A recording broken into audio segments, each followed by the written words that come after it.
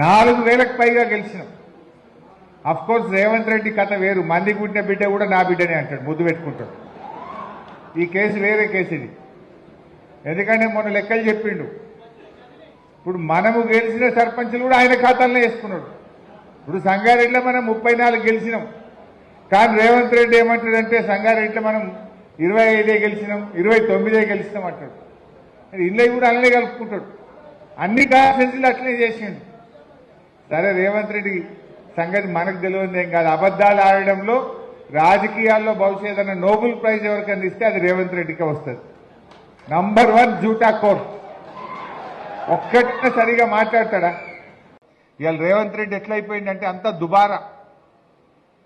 మొన్న ఫుట్బాల్ ఆడింది చూసిర్రా? ఎవరి కోసమే ఫుట్బాల్ అది? ఈయన మనుమడి షోకు తీర్చుకోవడం కోసం 100 కోట్ల రూపాయలు ఖర్చు పెట్టిండు. నువ్వు ఫుట్బాల్ ఆడితేంది, నువ్వు ఏం ఆడితే మాకేందా రేవంత్ రెడ్డి? సింగరేణి కాలనీస్ 10 కోట్ల రూపాయలు తీసుకుపోయి ఫుట్బాల్ మ్యాచ్కు పెట్టిండు. గవర్నమెంట్ ఖజానాకెళ్ళి ఈయన నేర్చుకోవడానికి 5 కోట్లతో స్టేడియం కట్టుకున్నాడు. ఒక్కడే 5 కోట్లు పెట్టి ఈయన సొంతం స్టేడియం కట్టిండు గవర్నమెంట్ పైసలతో. నీ సొంతం పైసలతో కట్టుకో. గవర్నమెంట్ డబ్బులతో ఇవాళ స్టేడియం కట్టిండు రేవంత్ రెడ్డి.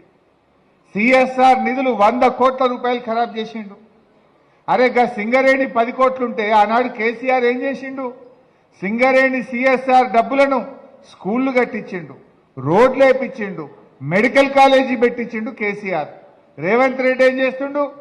సింగరేణి డబ్బులు తీసుకుపోయి నేను నా మన్మడు ఫుట్బాల్ ఆడతాం, మీరంతా చూడుండ్రి అంటాడు. నీ మన్మడు నువ్వు సొంతం పైసలతో ఆడుకో, ఎవడద్దంటుండు? నువ్వు గవర్నమెంట్ సొమ్ముతోని ఫుట్బాల్ ఎట్లా ఆడతావు? సింగరేణి సిఎస్ఆర్ తోని కేసీఆర్ మెడికల్ కాలేజీ పెట్టి డాక్టర్లను తయారు చేసిండు కేసీఆర్. సింగరేణి డబ్బులతో కేసీఆర్ మంచి మంచి ప్రభుత్వ పాఠశాలలు కట్టిండు, మంచి మంచి రోడ్లు వేసిండు.